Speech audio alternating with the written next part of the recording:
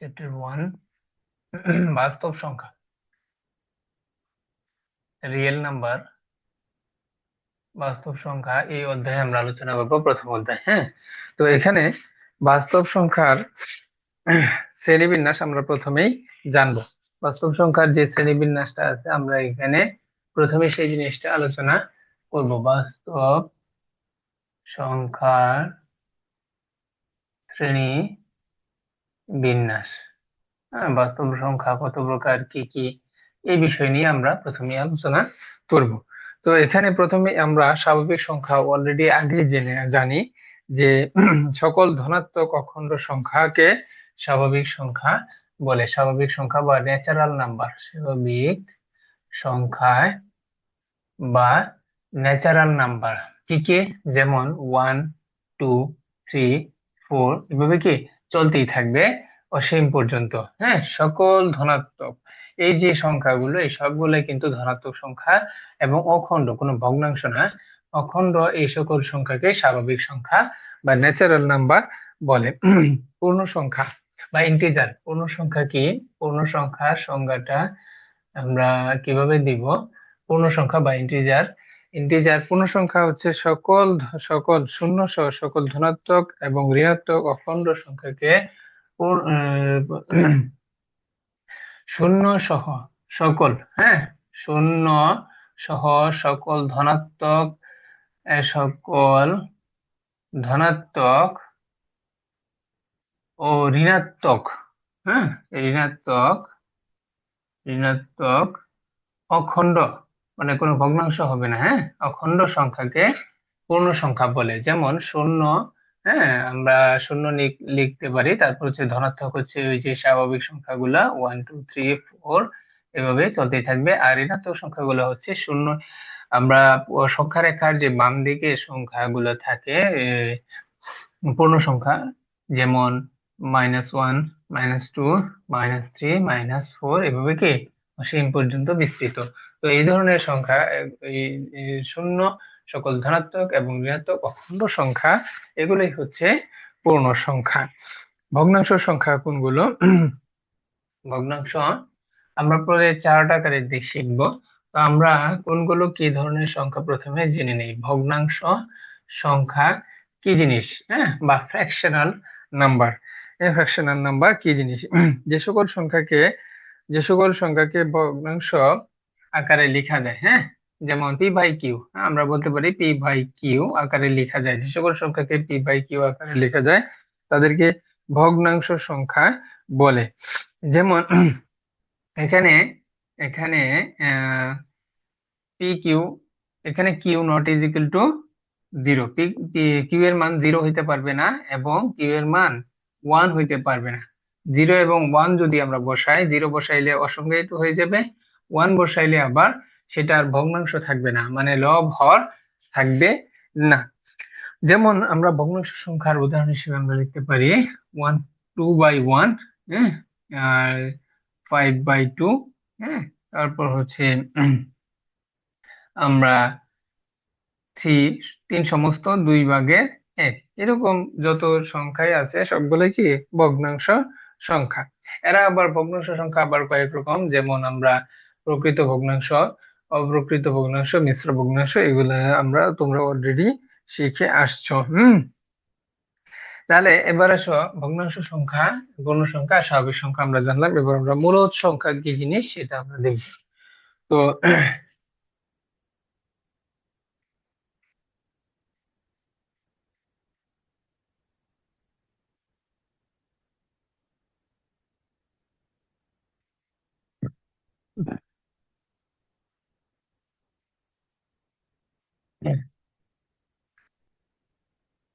মূলদ সংখ্যা,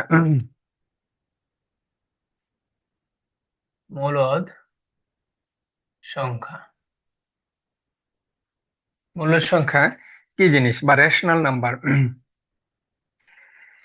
P by Q আকারে যে সকল সংখ্যাকে পি বাই কিউ আকারে প্রকাশ করা যায় তাদেরকে বলা হয় মূলদ সংখ্যা। হ্যাঁ, যেখানে পি কিউ দুইটাই থাকবে, যেখানে যেখানে পি কিউ পূর্ণ সংখ্যা, পি কিউ পূর্ণ সংখ্যা হবে। হ্যাঁ, পি এবং কিউ এর যে সংখ্যাগুলো থাকবে সেগুলো হবে পূর্ণ সংখ্যা, এবং কিউ জিরো হইতে পারবে না। কিউ জিরো হইলে আবার অসংজ্ঞায়িত হয়ে যাবে। হ্যাঁ, এ এবং কিউ এর মান অপূর্ণ সংখ্যা থাকতে হবে এবং কিউ জিরো হইতে পারবে না। ঠিক আছে, যেমন মূলদ সংখ্যা, একটু আগে যে আমরা স্বাভাবিক সংখ্যা, তারপর হচ্ছে ভগ্নাংশ সংখ্যা, তারপর এই পূর্ণ সংখ্যা এগুলা জানলাম, এগুলা কিন্তু সবই মূলদ সংখ্যা। হ্যাঁ, যেমন আমরা 3/2, হ্যাঁ, তারপর হচ্ছে 1.33, হ্যাঁ, 33, এভাবে কি অসীম পর্যন্ত থ্রি থ্রি থ্রি, এগুলা এটাও কি এক ধরনের মূলদ সংখ্যা। ঠিক আছে, আর অমূলদ সংখ্যা, অমূলদ সংখ্যা কোনগুলো? অমূলদ সংখ্যা যে সকল সংখ্যাকে এরকম পি বাই কিউ আকারে প্রকাশ করা যায় না, পি বাই কিউ আকারে প্রকাশ করা যায় না, তাদেরকে করা যায় না। আর যাদেরকে পি বাই কিউ আকারে প্রকাশ করা যায় সেগুলো হচ্ছে মূলদ সংখ্যা। অমূলদ সংখ্যা হচ্ছে ইররেশনাল নাম্বার। কিউ এর মান এখানেও কি জিরো হইতে পারবে না, শর্ত যেটা থাকবে কিউ এর মান জিরো হইলে অসংজ্ঞায়িত হয়ে যাবে, সুতরাং জিরো হইতে পারবে না। যেমন হচ্ছে √2, √2 একটি অমূলদ সংখ্যা। হ্যাঁ, অমূলদ সংখ্যা, কারণ হচ্ছে √2 এর মান আমরা আমরা কি জানি 1.414 টু 213 213 এরকম চলতেই থাকবে। হ্যাঁ, এখানে এখানে আমরা মূলদ সংখ্যার ক্ষেত্রে যে এই যে এখানে পাইছিলাম 1.333, এটা কিন্তু একই সংখ্যা বা একই অঙ্ক বারবার কি একই অঙ্ক বারবার আসতেছে, কিন্তু অমূলদ সংখ্যার ক্ষেত্রে একই অঙ্ক বারবার আসবে না। হ্যাঁ, একই অঙ্ক, যেমন ধরো 4, এখানে 4 আছে, তারপরে কিন্তু 4 নাই, তারপরে 1 আসছে, 1 এর পরে আবার 4 আসছে, 4 এর পরে আবার কিন্তু 4 আসে নাই, 2 আসছে, 2 এর পরে কিন্তু আবার 2 নাই, 1 আসছে, 1 এর পরে আবার 1 নাই, 3 আসছে। ঠিক আছে, এরকম মানে দশমিকের পরের অঙ্কগুলো কি ভিন্ন ভিন্ন হইতে থাকবে। তো এরকম ভিন্ন ভিন্ন যে সংখ্যাগুলো থাকবে সেগুলো হচ্ছে অমূলদ সংখ্যা, এবং এই সকল সংখ্যাকে এরকম পি বাই কিউ আকারে আমরা প্রকাশ করতে পারবো না কখনোই। ঠিক আছে, এরকম শুধু √2 না, √3 এর মান, তারপর হচ্ছে √5, √7, এগুলো কি সবই অমূলদ সংখ্যা। ঠিক আছে, এবার আসো দশমিক ভগ্নাংশ সংখ্যা কি জিনিস।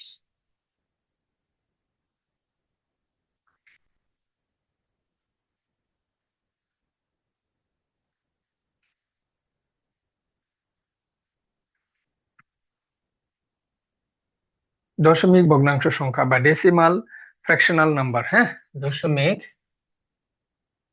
দশমিক ভগ্নাংশ সংখ্যা, ডেসিমাল ফ্র্যাকশনাল নাম্বার, দশমিক ভগ্নাংশ সংখ্যা। আমরা এতক্ষণ যে মূলদ এবং অমূলদ সংখ্যা জানলাম, সেগুলাকে যখন আমরা দশমিক দিয়ে প্রকাশ করব, হ্যাঁ, যে যত মূলদ এবং অমূলদ সংখ্যা আছে, মূলদ এবং সংখ্যা আছে অমূলদ সংখ্যা আছে, তাদেরকে যখন আমরা দশমিক দিয়ে প্রকাশ করব, দশমিক দিয়ে, হ্যাঁ, দশমিক দিয়ে প্রকাশ করব, তখন সেটিকেই আমরা বলবো দশমিক ভগ্নাংশ সংখ্যা। দশমিক দিয়ে প্রকাশ করব, তখন সেটি হবে দশমিক ভগ্নাংশ সংখ্যা। যেমন আমরা 3 কে যদি আমরা দশমিক দিয়ে লিখি, তখন আমরা লিখবো 3.0, হ্যাঁ, 3 বা 3.0। হ্যাঁ, তো এইভাবে আমরা কিন্তু যখন আমরা দশমিক ব্যবহার করব কোন মূলদ সংখ্যা বা অমূলদ সংখ্যার ক্ষেত্রে, হ্যাঁ, তখন কিন্তু আমরা এইভাবে দশমিক যখন আমরা ব্যবহার করবো তখন সেটি হয়ে যাবে দশমিক ভগ্নাংশ সংখ্যা।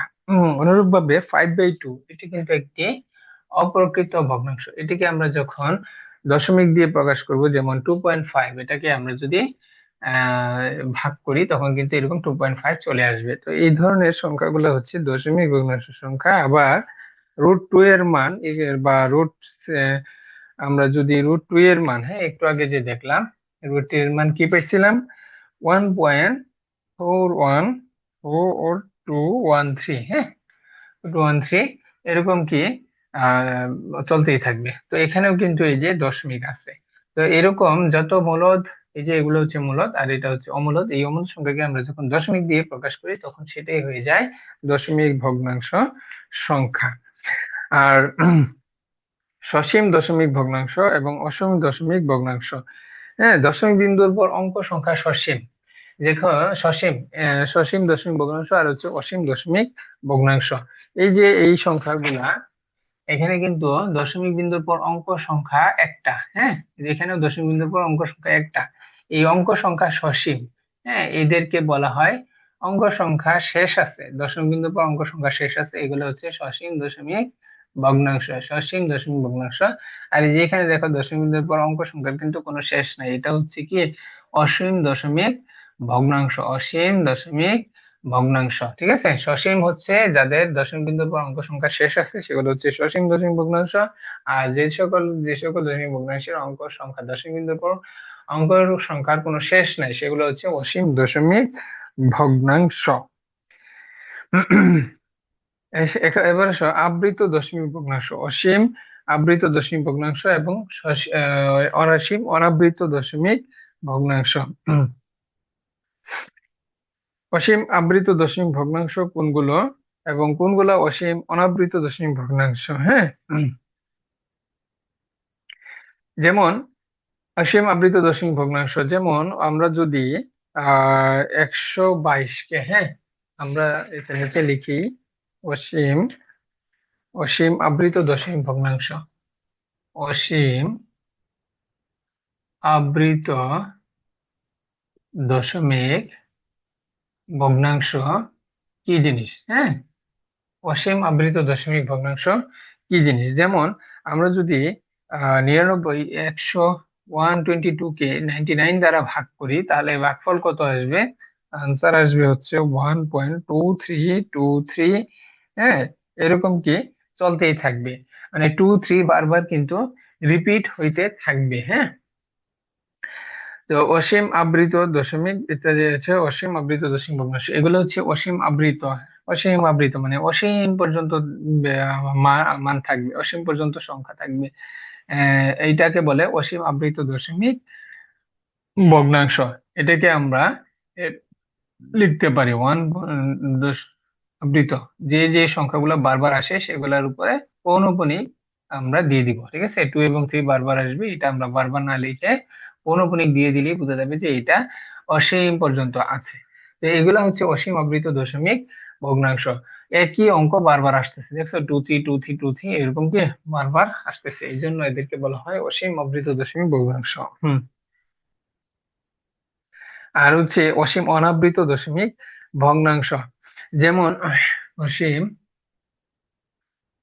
আরেকটা হচ্ছে অসীম অনাবৃত, অসীম অনাবৃত দশমিক ভগ্নাংশ। অসীম অনাবৃত কোনটা, অসীম যেমন √2 এর মান, হ্যাঁ, অনাবৃত, যেমন √2 এর মান কত ছিল, √2 এর মান আমরা কত পেয়েছিলাম, √2 হচ্ছে 4 পয়েন্ট, √2 এর মান কত আসছিল, 1.4142424213, হ্যাঁ, 4213।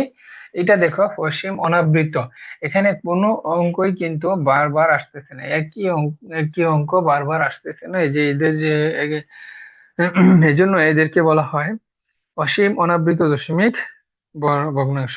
অঙ্কগুলোর কিন্তু পুনরাবৃত্তি হচ্ছে না, 4 1, আবার কিন্তু 4 1 নাই, 4 2 আসছে, আবার 2 1, এখানে কিন্তু আর 2 1 নাই, মানে একই অঙ্ক বারবার আসতেছে না, এটাকে বলছে, এটাকে আমরা বলবো অসীম অনাবৃত দশমিক ভগ্নাংশ। ঠিক আছে, এবার আসো, এই এতক্ষণ আমরা যে যে ভাগগুলা শিখলাম, পূর্ণ সংখ্যা, স্বাভাবিক সংখ্যা, তারপর হচ্ছে আবৃত দশমিক দশমিক ভগ্নাংশ, ভগ্নাংশ, হ্যাঁ, এবং আবৃত দশমিক ভগ্নাংশ, অনাবৃত দশমিক ভগ্নাংশ, এই সবগুলোকে একসাথে কি বলে, সবগুলোকে একসঙ্গে, এই সবগুলো সংখ্যাকে একসাথে বাস্তব সংখ্যা বলে।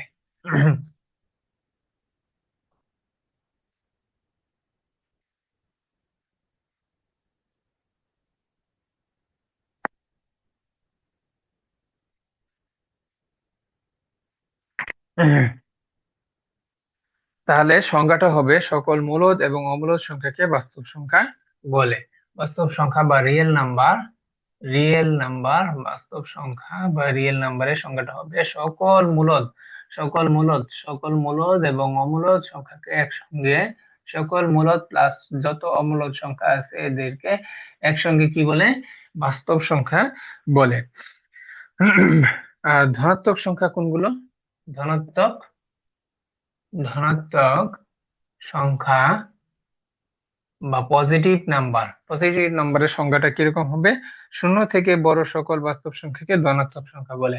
শূন্য থেকে বড় যেমন যেমন 1, তারপর হচ্ছে 0.5, 0.3, তারপর 2, 7, 7.3, 5.9, এইরকম অসীম পর্যন্ত ধনাত্মক সংখ্যা আছে। হ্যাঁ, আহ, তাহলে সংখ্যাটা হবে শূন্য থেকে বড় যে কোনো বাস্তব সংখ্যাকে আমরা ধনাত্মক সংখ্যা বলবো। সংখ্যাটা হচ্ছে শূন্য থেকে বড় যত বাস্তব সংখ্যা আছে সবগুলো হচ্ছে ধনাত্মক সংখ্যা।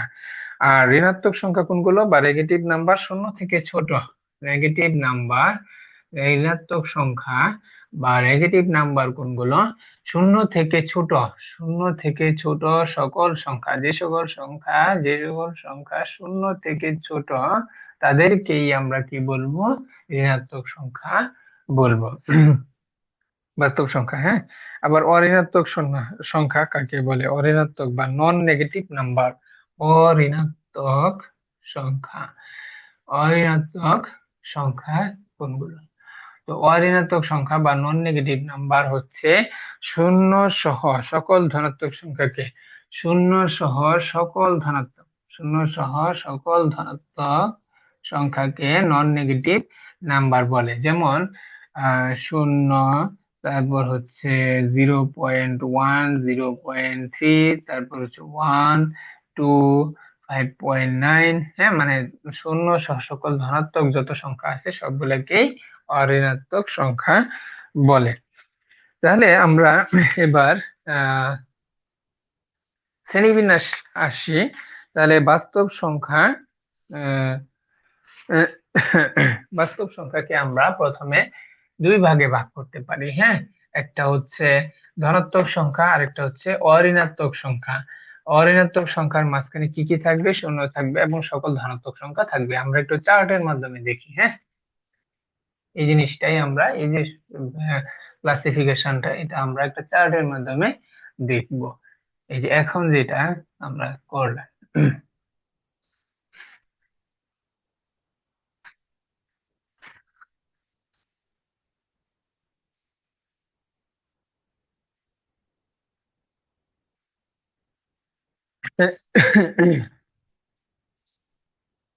আচ্ছা, আচ্ছা, বাস্তব সংখ্যা, সকল বাস্তব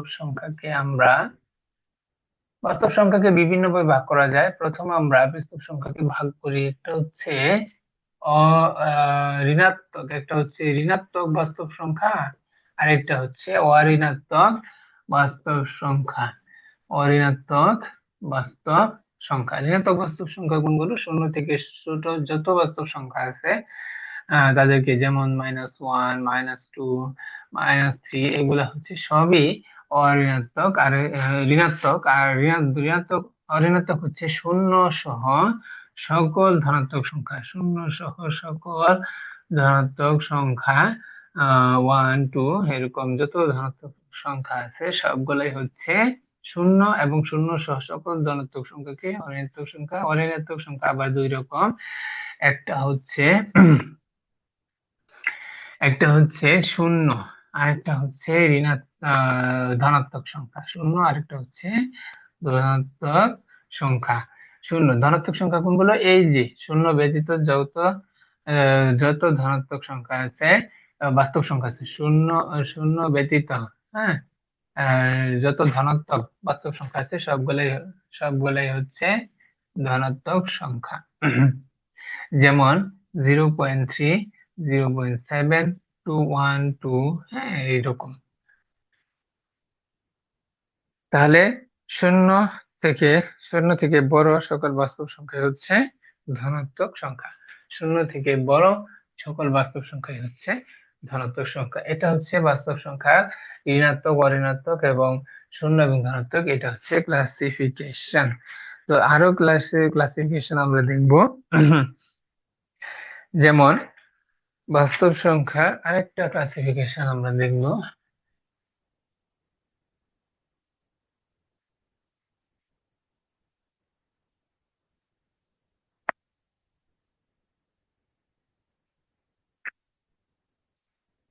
হ্যাঁ, বাস্তব সংখ্যাকে আমরা আরেকভাবে ভাগ করতে পারি। একটা হচ্ছে মূলদ সংখ্যা, হ্যাঁ, একটা হচ্ছে মূলদ সংখ্যা, আরেকটা হচ্ছে অমূলদ সংখ্যা।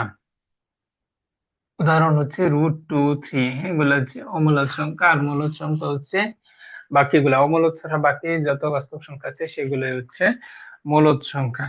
মূলদ সংখ্যা দুই রকম, একটা হচ্ছে পূর্ণ সংখ্যা, একটা হচ্ছে পূর্ণ সংখ্যা, হ্যাঁ, আর একটা হচ্ছে ভগ্নাংশ।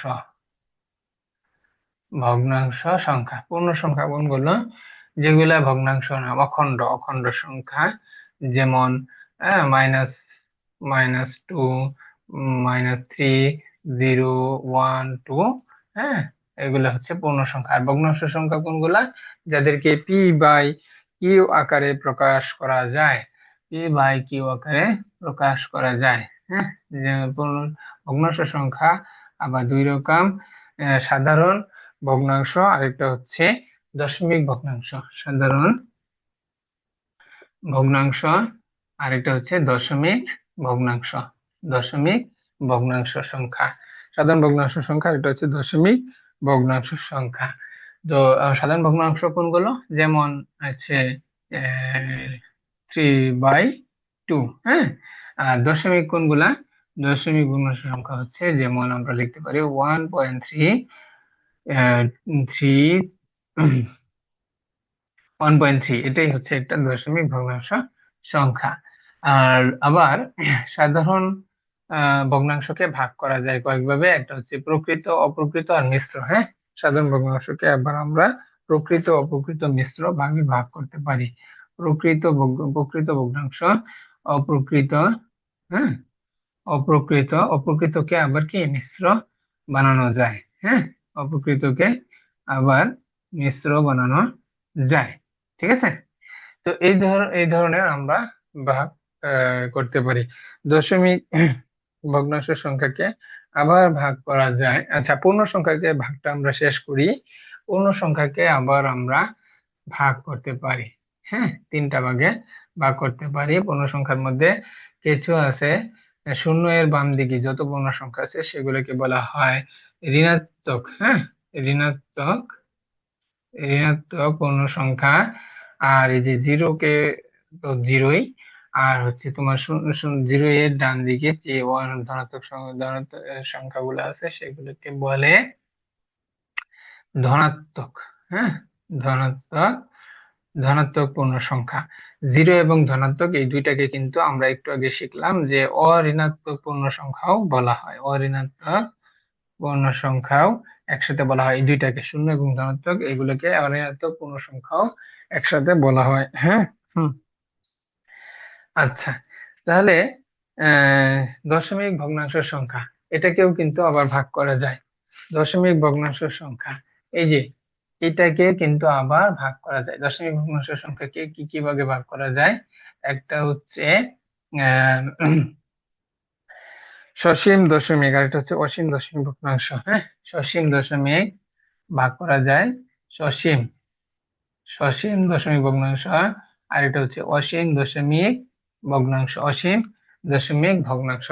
সসীম দশমিক ভগ্নাংশ হচ্ছে যদি যে সকল দশমিকে অঙ্ক সংখ্যা সসীম, যেমন 1.3। আর অসীম হচ্ছে অসীমের উদাহরণ হিসেবে আমরা দিতে পারি 1.313252, এরকম চলতেই থাকবে অসীম দশমিক ভগ্নাংশ। অসীম দশমিক ভগ্নাংশকে আবার দুই ভাগে ভাগ করা যায়। অসীম দশমিক ভগ্নাংশকে আবার দুই ভাগে ভাগ করা যায়। একটা হচ্ছে একটাকে আমরা ভাগ করতে পারি হচ্ছে আবৃত দশমিক, আবৃত দশমিক, আবৃত দশমিক। আর এটা হচ্ছে অনাবৃত দশমিক ভগ্নাংশ। আবৃত অসীম দশমিক ভগ্নাংশ, আর এটা হচ্ছে অনাবৃত অসীম দশমিক ভগ্নাংশ। আবৃত কিরকম? যে একই অঙ্ক বারবার আসবে, হ্যাঁ। আমরা উদাহরণ হিসেবে লিখতে পারি দশমিকের পরে একই অঙ্ক বারবার আসবে, যেমন 1.323232 এভাবে কি বারবার বারবার আসবে। 3232, এই যে 32 বারবার আসতেছে। আর অনাবৃত হচ্ছে বারবার আসবে না, যেমন √2 এর মান কত পাইছিলাম আমরা? আহ কত পাইছিলাম √2 এর মান? 1.414213, 1.414213 এভাবে কি চলতে আছে, মানে একই অঙ্ক বারবার কিন্তু আসতেছে না, একই অঙ্ক বারবার কিন্তু আসতেছে না। এই ধরনের সংখ্যাকে বলা হয় অনাবৃত অসীম দশমিক ভগ্নাংশ। তো এই হচ্ছে মোটামুটি সংখ্যার শ্রেণী বিভাগ। আবৃত দশমিক ভগ্নাংশের প্রকাশ। হ্যাঁ, আবৃত দশমিক ভগ্নাংশে প্রকাশ। তো আবৃত দশমিক ভগ্নাংশে প্রকাশ করার জন্য প্রথম অঙ্কটা আমরা দেখি। 12 নাম্বার, হ্যাঁ, অনুশীলনীর 12 নাম্বার অঙ্কের ক নং এখানে দিছে যে 1/6, হ্যাঁ, এটাকে আমরা আবৃত দশমিক ভগ্নাংশে প্রকাশ করব। তো প্রকাশ করার জন্য প্রথমে আমরা ভাগ করব, হ্যাঁ, 6 দিয়ে 1 কে ভাগ করব।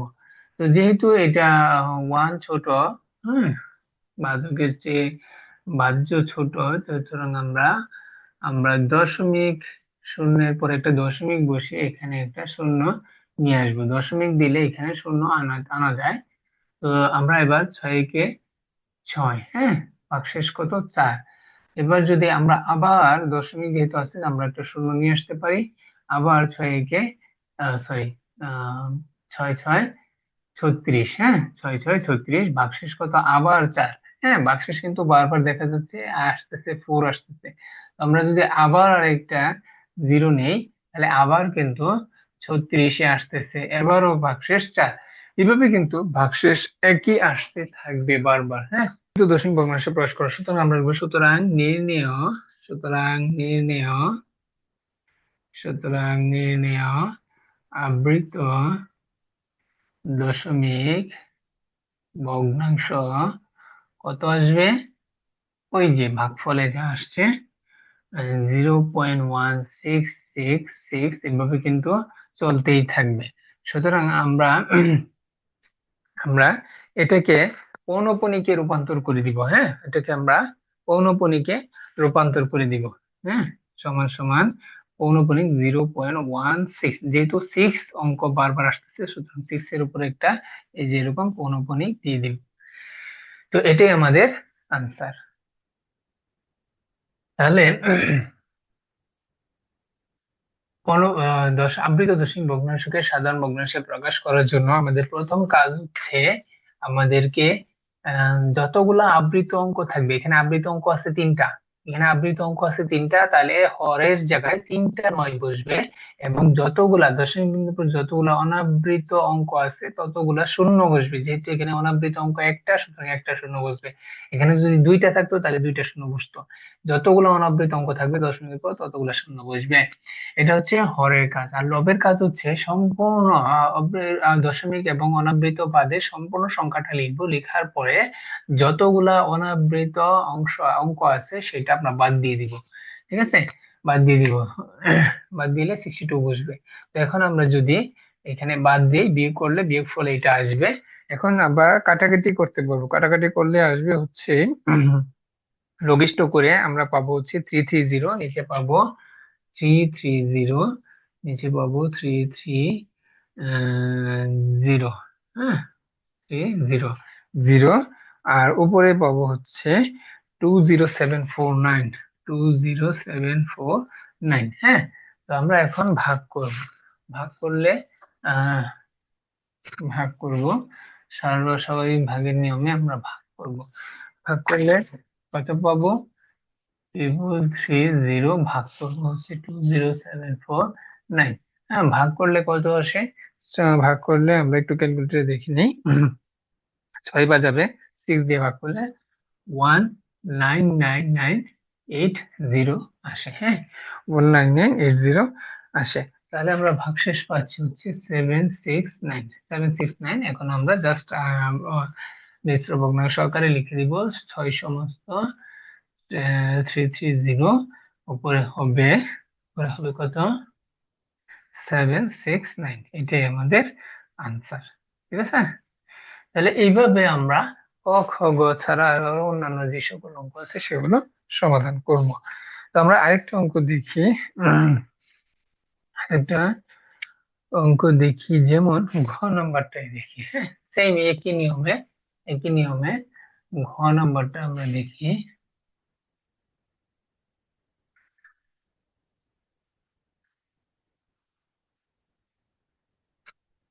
এরর ঘ ঘ নাম্বারে কি দিছে 3.78 3.78 এইটার উপর পৌনঃপুনিক বিন্দু আছে। হ্যাঁ, পৌনঃপুনিক আছে।